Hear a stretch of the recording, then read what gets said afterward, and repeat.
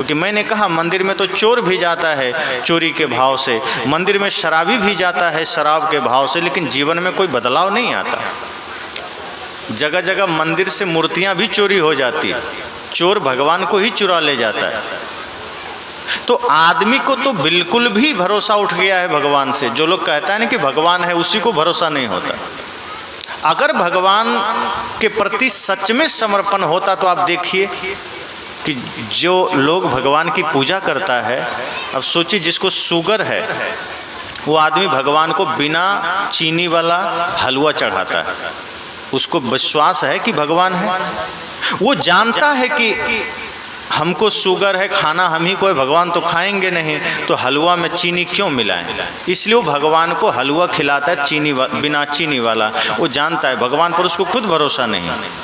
आप बंगाल चले जाइए और दूसरी तरफ राजस्थान चले जाइए, आपको इतना अंतर मिल जाएगा कि बंगाल में अगर भगवान है, कोई भी भगवान है तो मछली खाने वाले हैं, राजस्थान में भगवान है तो शुद्ध शाकाहारी, बेलपत्र खाने वाले, तुलसी खाने वाले।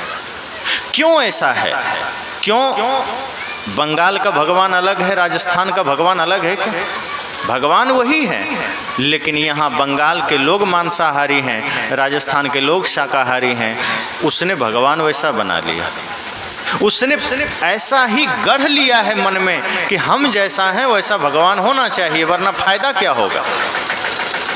जहाँ जीवन को बदलने वाले सूत्र मिलते हैं वहाँ भीड़ कम क्यों होती है? भगवान के नाम पर भीड़ ज़्यादा क्यों होती है? क्योंकि आदमी को लगता है हम 1000 पाप भी करें, अगर एक बार गंगा में डुबकी लगा लें पाप से मुक्ति हो जाएंगे।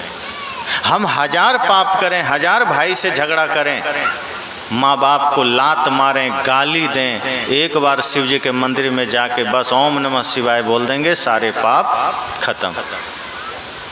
जो ऐसी शिक्षा दे रहा है वो कितना भ्रष्ट है, वो कितना मूढ़ है कि समाज को बरगला रहा है कि एक बार महादेव का नाम ले लो, एक बार शिव का नाम ले लो, सारा पाप खत्म हो जाएगा। पाप आपने किया है, गलती आपने कर्मों से की है, गलती आपने अपने जुबान से किया है, अपने इंद्रियों से किया है और किसी प्राणी के साथ किया है। वो पाप सिर्फ मंदिर में जाके नाम लेने से मिट जाएगा? ये कितनी बड़ी धोखाधड़ी चल रही है।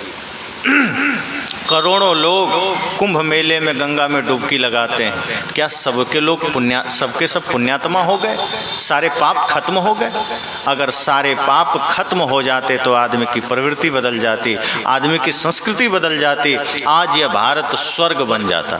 जितना धर्म, जितने धर्म, जितने शास्त्र, जितने ज्ञान की बातें, जितनी भक्ति प्रेम की बातें, जितने मंदिर, गिरजाघर, गुरुद्वारे की होड़ भारत में है, अगर सच में सिर्फ मंदिर जाने से, नाम लेने से ही कल्याण होता तो पूरा भारत आज स्वर्ग बन जाता, पूरा भारत आज भ्रष्टाचार से मुक्त हो जाता, पूरा भारत अमेरिका से भी आगे रहता।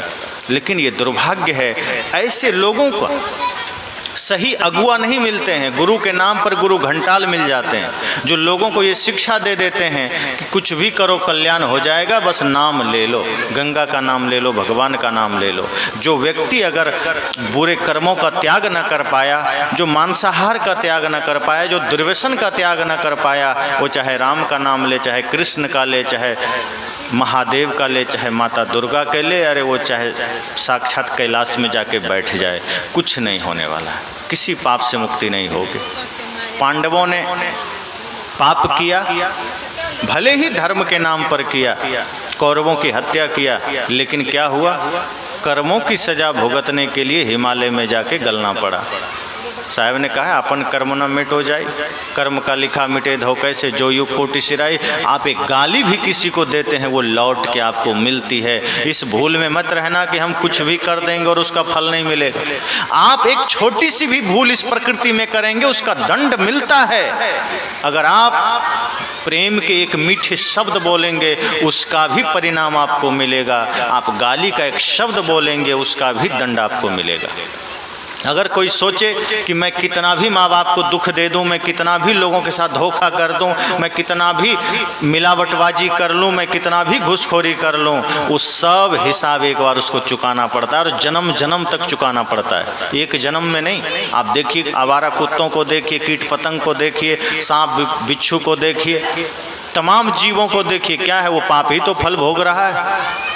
एक कुत्ता है वो घर में पालतू है, उसको दूध रोटी मिल रहा है, बिस्कुट मिल रहा है, वो कार में घूम रहा है, एसी रूम में बैठा है, इसका मतलब है कि उसका कर्म उतना गलत नहीं रहा होगा, किया होगा वो भी गलत, इसलिए इस जन्म में कुत्ता बना है, लेकिन इतना गलत नहीं रहा होगा, कुछ दान धर्म भी किया होगा, कुछ पूजा पाठ भी किया होगा। लेकिन जो कुत्ते आवारा रूप में घूम रहे हैं, जगह जगह डंडे खा रहे हैं, लात भूसा खा रहे हैं, रोटी भी नहीं मिल रही, सोचिए क्या होगा।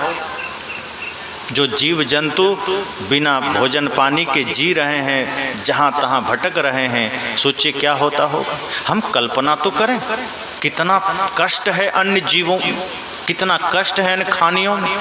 और अगर हमने कर्म सही नहीं किया, अगर हमने अपना आचरण सही नहीं किया, अगर हम गलती पर गलती करते रहे, तो निश्चित अगला जन्म ऐसे जगह में मिलेगा कि अब वो तो अगला तो छोड़ दीजिए, अगर गलती करते रहे तो जीते जी ऐसा भयंकर स्थिति हो जाएगी कि आप कहेंगे कि भगवान अच्छा हो जीवन उठा लो। श्वास निकलते निकलते ऐसी दुर्गति हो जाएगी कि आप बस इतना ही भगवान से कहेंगे कितना जल्दी प्राण निकल जाए। साहब कहते हैं ऐसा कर्म क्यों करना, ऐसी कमाई क्यों करना, अरे जब दुनिया से जाना ही है तो पाप क्यों करना, क्योंकि उसका दंड तो मिलना है। तो क्यों ना हम मीठे शब्द लोगों को बोलें, क्यों ना प्रेम की गंगा बहाते चलें, क्यों ना जीवन के मैल धुलाते चलें। गुरु धोबी शिष कापड़ा साबुन सृजनहार, साहब ने कहा गुरु रूपी धोबी यहाँ मौजूद हैं और शिष्य कपड़ा है, साबुन सृजनहार, सब कुछ तो लेके संत बैठे हुए हैं। अगर आप श्रद्धा भाव से गुरु के पास जाएं, जीवन के दाग मिटेंगे। साहब ने कहा है ना, ध्रुव प्रहलाद सुदामा ने ओढ़ी, सुखदेव ने निर्मल कीनी, और दास कबीर ने ऐसी ओढ़ी, ज्यों की त्यों धर देनी चदरिया झीनी रे झीनी। कहा ध्रुव प्रहलाद ने भी शरीर रूपी चादर को ओढ़ा, कुछ गलती हुए होंगे, उन्होंने निर्मल किया, पवित्र किया, और सदगुरु कबीर कहते हैं मैंने इस जीवन को ऐसा प्रकृति से लिया वैसा ही लौटा दिया, कोई दाग न लगने दिया। ये जीवन की सफलता है। आपको जैसा जीवन मिला है, जैसे बच्चों को देखिए, बच्चों का जीवन आप देखेंगे उसमें न नशा है, न दुर्व्यसन है, न चोरी की आदत है, न जातिवाद है, न संप्रदायवाद है, न देश के प्रति द्रोह की भावना है, कुछ नहीं है। लेकिन वही कुसंग पाते पाते बच्चों में वो आदत आती है, बिगड़ते चले जाते हैं। इसलिए जो बच्चे यहाँ खड़े हैं, मैं उन लोगों से भी कहूँगा, माता पिता गुरु का आशीर्वाद लो, उनका चरण छुओ और अच्छा बनने की कोशिश करो, क्योंकि जब